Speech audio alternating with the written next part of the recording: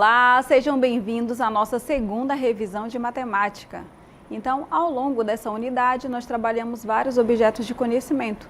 E agora nós vamos relembrar para que você possa aí refrescar a memória, né, e tirar suas dúvidas também daquilo que você ainda não compreendeu ou ainda falta reforçar alguma coisa. Eu sou a professora Valcineide Malta e nós vamos dar início então a essa revisão.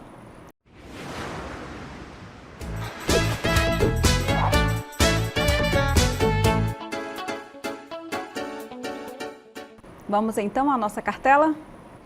Nós vamos iniciar aí relembrando sobre a comparação de números racionais. Então, para que a gente faça essa comparação, nós vamos utilizar sinais aí bem importantes, né, e famosos, que é o sinal de maior e menor.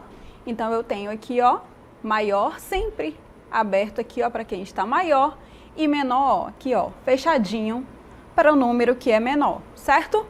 E também tem um sinal que a gente usa para comparar, que é o sinal da igualdade, tá? Então, às vezes, ele não é maior e nem menor, ele pode ser igual, certo? Valores de mesmo valor, tá? Então, eu digo que esses valores, eles são iguais. Continuando, então, aqui, olha só, determine o maior número entre menos 3,5 e 0,9 positivo. Então, para que a gente possa comparar esses números, nós vamos basicamente olhar aqui para os sinais dele. Um é negativo e o outro é positivo. Então, nós já vimos aí nas nossas aulas que quando isso acontece, a gente nem precisa aí verificar muita coisa, né? A gente sabe que os números positivos sempre são os maiores, os negativos são os menores, ok? Então, aí é simples de nós compararmos. A pergunta é, determine o maior número. Quem é o maior número? Com certeza, o maior número é o que é positivo, ou seja, mais 0,9, ok? Como que eu escrevo isso? Então, olha só, 0,9 positivo é maior, aberto aqui para o número que é maior. 0,9 positivo é maior que menos 3,5, tá ok? E para ficar detalhado aqui para vocês, então, o maior número é o positivo e o menor número é aquele que é negativo. Lembrando que nós estamos fazendo a comparação de números racionais. E vocês já viram aí na revisão 1 que os números racionais são todos aqueles que podem ser escritos em forma de divisão de dois números inteiros, certo? Uma fração. Então, tá aí, ó, esses exemplos. Continuando, então, vamos fazer mais comparações. E quando eu tenho fração, professora, como que eu posso comparar? Olha só, primeiro, se a fração ela tem denominador igual, ó, aqui eu tenho ó, a fração menos 3 meios e menos meio. Então, os denominadores são iguais, certo? Se os denominadores são iguais, então basta a gente comparar aí só o numerador. Então, eu tenho o numerador menos 3 e eu tenho o numerador menos 1. Então, qual desses números aí é maior? Professor, os dois são negativos. Então, quando eu tenho números negativos, então a gente sabe que o maior vai ser aquele que está próximo do zero. Então, quem é que está mais próximo do zero? É o menos 3 ou é o menos 1? Com certeza é o menos 1, certo? Então, a gente conclui que menos meio é maior do que menos 3 sobre 2, tá ok? Olhando aí pela reta numérica. Por quê? Mas por que isso, professora? Se você ainda tiver dúvida, basta então você fazer essa divisão. Porque menos 3 dividido por 2, 3 dividido por 2 é 1,5, certo? Ou seja, menos 1,5, certo? E quanto que é, então, menos 1 sobre 2, que é meio? Isso é igual a menos 0,5, certo? Agora ficou mais fácil e simples a gente comparar, porque na reta numérica, aquele que está mais próximo do zero vai ser quem? Vai ser o menos 0,5, ok? Então, menos 0,5 vai estar aqui, aí aqui vai estar o 1, aqui vai estar o 2 e o 1,5 aqui, ó. Então, ó, menos 1,5, ok? Então, o maior número é aquele que está próximo do zero, menos 0,5, que é menos meio, certo? Tudo ok até aí? Então, só para que a gente possa relembrar aí sobre comparação de números racionais. Então, para ficar aí bem bonito e organizado, trouxemos então aí para vocês, tá? Então, menos 3 sobre 2 é menor e menos 1 sobre 2 é maior porque ele está mais próximo do zero. E como que a gente pode escrever isso? A gente pode escrever isso usando os sinais, certo? Então, a gente vai escrever menos meio é maior que menos 3 sobre 2. Ok, turma? Tudo certo? Então, vamos continuar aí. E essa é a nossa parte de comparação, então, aí, de números racionais. Continuando, então, a nossa revisão, nós vamos agora relembrar sobre a potenciação de números racionais. Então, nós já sabemos, vocês já sabem, que a potência, vamos relembrar aí, ela é o quê? Ela é um produto de fatores iguais, ou seja, ela é uma multiplicação de um número por ele mesmo. E aí eu não preciso escrever esse número tantas vezes quanto forem necessárias. O que eu faço então? Eu escrevo esse número e no expoente eu digo quantas vezes ele está se multiplicando. E isso é potência. Então vamos à nossa cartela? Então, para a gente relembrar aí esse conceito, eu quero que vocês verifiquem. Então, a definição de potência é a mesma de números racionais, é a mesma de números inteiros, tá? Então, não vai mudar nada aí, é o mesmo processo, não tem nenhuma diferença. E já já nós vamos lembrar aí os exemplos. Aqui, ó.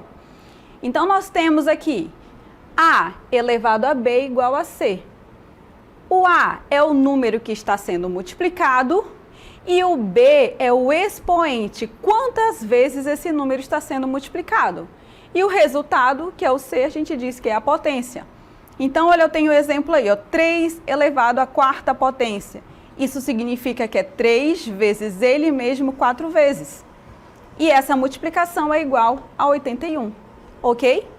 E dessa mesma forma, nós vamos fazer também para os números racionais, tanto com expoentes positivos quanto negativos, tá? Que são os números inteiros. Mas primeiro, vamos relembrar aí com os números positivos, tá? Com o expoente positivo. Então, lembrando aí que quando o expoente ele é positivo, então a base vai se multiplicar por ela mesma quantas vezes estiver indicado no expoente. Então, nós vamos fazer isso. Observem aqui, ó. Se eu tenho um número racional, ó, 3 sobre 2 é uma fração, é um número racional. Todo número racional é aquele que pode ser escrito em forma de fração, uma divisão de 2 inteiros. E ele está elevado à quarta potência. Como está aqui, ó, entre parênteses, significa que é toda a fração que está elevada à quarta potência. Então, a gente vai resolver isso daí. Então, numerador à quarta potência, denominador à quarta potência. Então, 3 à quarta nós já fizemos no primeiro exemplo, 3 vezes 3 vezes 3 vezes 3. E 2 à quarta, você já sabe o resultado disso também. Então, 3 à quarta é 81 e 2 à quarta é 16. Então, tá aí o resultado, 81 sobre 16 avos, certo? O resultado da nossa potência. Então, não tem nenhum mistério aí, tá? Só para que a gente possa relembrar e vocês aí, tá? Terem um exemplo de como resolver. E o que mais a gente pode considerar sobre isso? Tem umas regrinhas que nós vamos rever aí e alguns expoentes também que são especiais. Como assim, professora? Em alguns casos, você nem precisa resolver. O resultado já é direto, um resultado notável. Então, tem expoentes aí especiais que a gente vai já relembrar sobre ele e também uma regrinha muito especial para quando a base for negativa. Quando a base é positiva, o que eu faço? O joguinho de sinais? Não precisa ficar fazendo lá o joguinho. Basta você analisar a regrinha que nós vamos relembrar agora, tá? Então, vamos à nossa cartela?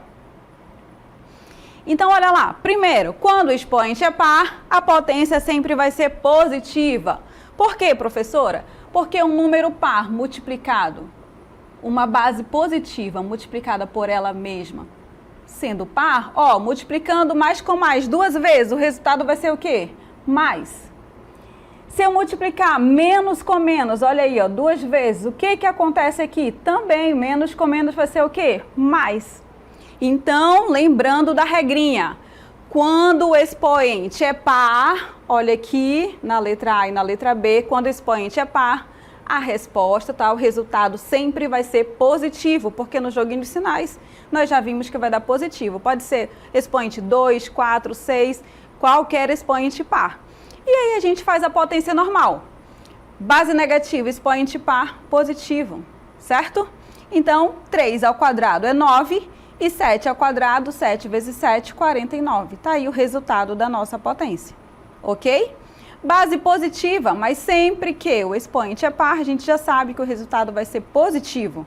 Então, basta a gente resolver essa potência. 1 ao quadrado é 1 e 3 ao quadrado, 3 vezes 3, isso é igual a 9, certo? Então, pronto, é a nossa primeira regrinha, desculpe, para que vocês não esqueçam. Expoente par, resposta positiva. Lembrando mais uma vez, sempre que a base estiver dentro do parênteses, tá ok? Não esqueçam disso. Continuando, e quando o expoente é ímpar, professora? Quando o expoente é ímpar, nós vamos verificar. A potência vai continuar com o sinal que ela está. Então, olha para a base. Se a base é negativa, o expoente é ímpar, ó, a base continua negativa. Expoente ímpar e a base é positiva, ela continua positiva, tá ok? Então, a regrinha é, quando o expoente é ímpar, a base vai continuar com o mesmo sinal que ela está, certo? Então, aí basta a gente resolver. Então, repete o sinal, que é menos, e 1 ao cubo. 1 elevado a qualquer expoente é sempre 1. E 3 ao cubo, 3 vezes 3 vezes 3 é igual a 27. Resposta. Continuando, letra B. Basta a gente resolver, que já sabe que continua com o mesmo sinal, que é positivo. E aí, 2 ao cubo é igual a 8. E 4 ao cubo, 4 vezes 4 vezes 4 é igual a 64. Então, respondido aí as nossas duas questõezinhas sobre o expoente ímpar, tá ok? Então, não esqueça dessa regrinha básica. E agora nós temos aí uns expoentes especiais, que nós vamos chamar aí dos casos particulares. E o primeiro deles é quando o expoente é 1. Por quê? Porque quando o expoente é 1, o resultado é imediato. Todo número elevado a 1, o resultado é a mesma base, tá? É o número que está na base. Então, se eu tenho aqui, ó, mais 3/8 elevado a 1, isso significa que é 3/8. Se eu tenho menos 3/4 elevado ao expoente 1, isso significa que é menos 3/4. Então, só repete a base aí, tá? Então, por isso que quando você for fazer alguns exercícios, tiver lá um número, por exemplo, 9, lembra que esse 9, ele está elevado a 1, tá ok? Tá? Só para que a gente não possa esquecer. Então, olha aí, ó, as potências de expoente 1 são iguais à base, então basta repetir a base. Tem mais casos especiais aí? Com certeza. Outro caso aí que tem o resultado imediato é a potência de expoente 0. Nós vimos nas nossas aulas, que as potências de expoente 0, o resultado delas é igual a quanto? São iguais a 1. Então, eu tenho aqui dois exemplos. Pode ser fração, pode ser um número decimal, um número inteiro, um número bem grande como 1 bilhão, mas sempre que esse número estiver elevado ao expoente 0, o resultado é igual a 1. Ok? Certo? Tudo bem até aí? Só vou aqui relembrar uma coisa para vocês, ó. Essas frações estão dentro do parêntese, certo? Então, o sinal, ó, aí o resultado vai ser positivo, é igual a 1. Mas se eu tenho isso daqui, ó, então o que eu faço? Ó, não está dentro do parêntese, então eu vou repetir o sinal e 3 elevado a 0 é quanto? É igual a 1, ok? Então, olha aí, só para a gente relembrar essa parte do sinal, tá? Está dentro do parêntese, quando não tem parêntese, você só repete o sinal que está ali indicado, ok? Relembramos então aí esses dois expoentes e agora nós vamos relembrar um expoente que nós trabalhamos também na nossa aula. Quando eu tenho o expoente negativo, o que a gente faz? Não tem nenhum segredo. Na verdade, o que nós vamos fazer? Antes de resolver a potência, nós vamos inverter a fração. Por quê? Porque uma fração elevada a um expoente negativo, ela é invertida. Então, o numerador vira denominador e o denominador sobe, indo para o numerador. E após a fração, após isso, né, após a gente resolver, inverter, a fração é elevada ao mesmo expoente, desta vez positivo. Como assim? Vamos lá aqui aos nossos exemplos. Se eu tenho aqui, ó, vamos olhar primeiro. Olha só para cá. Tenho esse primeiro exemplo aqui, ó, 2/3 elevado a menos 2. Se o expoente está negativo aqui, ó, isso significa que eu vou inverter a fração para que ele fique positivo e aí eu consigo resolver normalmente, certo? Então, a primeira coisa, inverte a fração, olha só, numerador vai para o denominador e denominador vai para o numerador, tá? Então, a gente só inverteu, era 2/3, agora é 3/2. E depois que a gente faz isso, o expoente fica positivo e a gente resolve normal. 3 ao quadrado, 3 vezes 3 é 9, e 2 ao quadrado, 2 vezes 2 é igual a 4. Resolvida aí a nossa potência com expoente negativo. Quase que não saiu aí. Continuando. E quando eu não tenho uma fração, professora? Não tem problema. Vamos resolver. Como que a gente faz? Lembra que esse número tem aqui o denominador 1, certo? Isso daqui é 4/1, porque 4 dividido por 1 é 4, tá?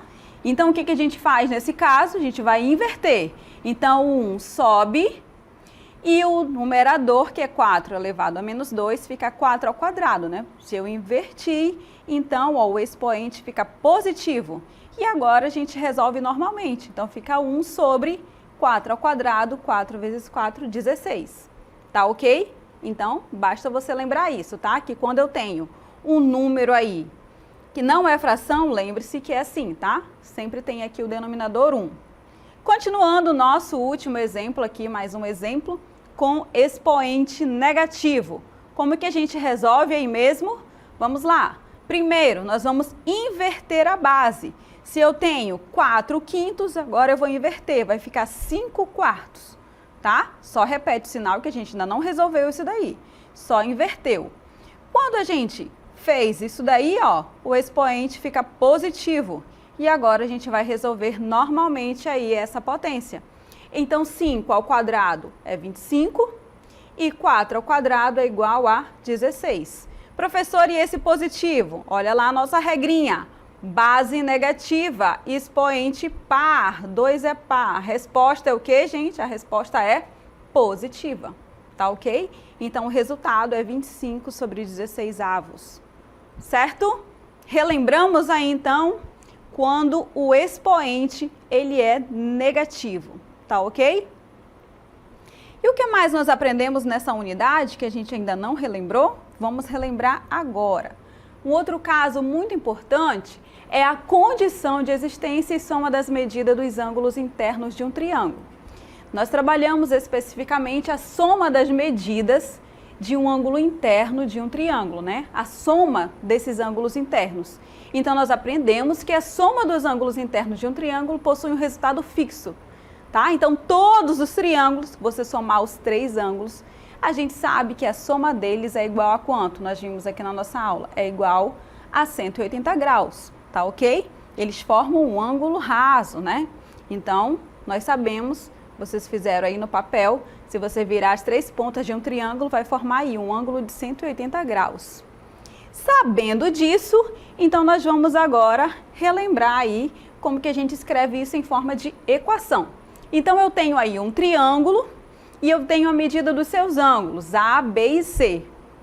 Quando eu junto esses 3 ângulos, A, B e C, olha o que acontece, que a gente já sabe, forma um ângulo de 180 graus, que é um ângulo raso. Então, eu posso escrever isso em forma de equação. Então, eu digo que A mais B mais C é igual a 180 graus. Então, se eu sei a medida de 2 ângulos, eu posso descobrir a medida do terceiro, tá? Então, para que fique aí memorizado por vocês que a soma dos ângulos internos de um triângulo é igual a 180 graus, ok? E como a gente usa isso? E para que serve isso? Vamos já verificar algumas aplicações aqui. Então, eu tenho aqui a nossa aplicação. Observe, qual é a medida do ângulo alfa na figura a seguir? Olha, isso é um triângulo.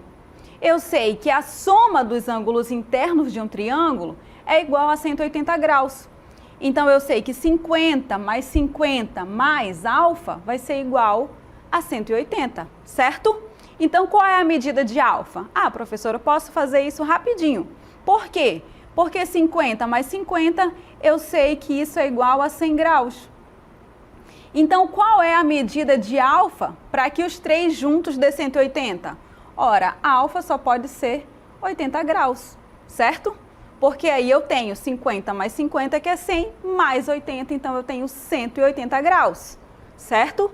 Mas para que fique organizado, então, aí para vocês, como que a gente pode escrever isso em forma de equação?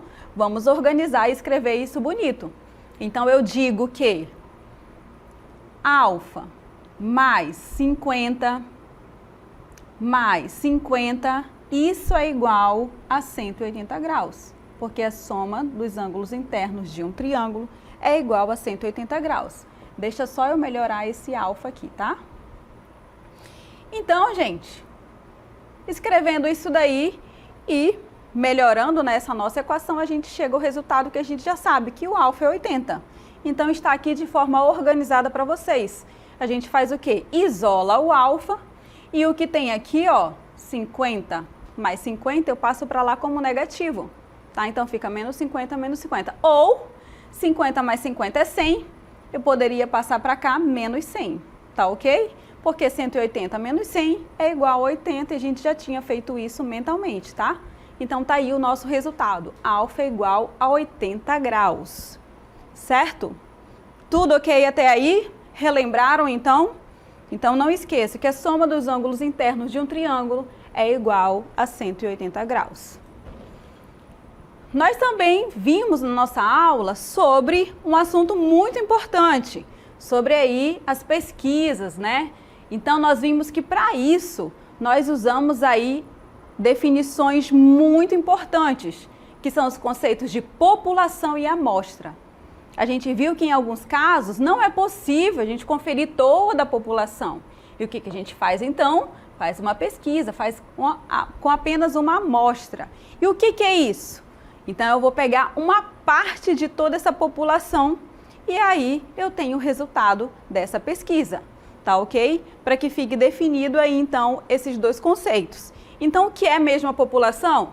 A população é o conjunto de elementos que apresentam em comum uma determinada característica. Então, eu tenho aí uma campanha de vacinação. E quem é o destinatário dessa campanha? Todos os pets, todos os cães, todos os gatos, ok? Mas se eu quiser verificar quantos foram vacinados, eu vou verificar todos os pets? Não seria possível, são muitos. O que eu faço então? Uma amostra. Então, eu vou pegar uma certa quantidade de cães e uma certa quantidade de gatos e aí eu vou fazer essa pesquisa e mostrar um resultado, tá? Então, a amostra, ela é um subconjunto que representa a população, tá ok? Então, nesse caso aí, um subconjunto de pessoas, animais, objetos e acontecimentos. Então, visto isso, então vamos lembrar aí que essas pesquisas podem ter objetivos diferentes. E aí nós temos as variáveis, que são as variáveis qualitativas, que nós vimos aí, o nome já diz, qualitativas, vai dar qualidade, como cor dos olhos, sexo. E nós temos as variáveis quantitativas, que trabalham com números, né, contagem, numerações, faixa de valores, tá? E para que fique bem claro aí também sobre isso, as variáveis qualitativas, elas não podem ser expressas numericamente, pois relacionam situações como a cor da pele, cor dos olhos, marca de refrigerante, marca de automóvel, preferência musical e outras coisas, tá ok? E podem ser divididas em ordinais e nominais, tá ok? Então, o que são essas ordinais e o que são essas nominais? Lembrando que ordinais significa que essa palavra vem de ordem. Então, ela pode aí estar fazendo uma pesquisa sobre a qualidade, mas essa qualidade tem uma ordem, como a gente viu ali, né? O conceito, por exemplo, se que trabalha com o infantil, falando sobre o desempenho dele na sala de aula, tem o ruim, tem o regular, tem o bom e tem o ótimo, tá? Então, isso daí são qualidades, certo?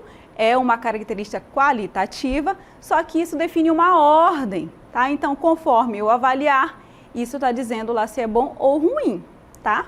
E quando não trabalha com ordem, então a gente só diz que é nominal, com uma preferência por marca, por exemplo, de refrigerante, ou de alguma roupa, ou de alguma coisa que você queira usar, tá? Então, é isso, a nossa pesquisa aí, a gente trabalhou sobre isso, sobre população e amostra, e nós finalizamos aqui então a nossa revisão 2. Eu agradeço aí a participação de todos vocês.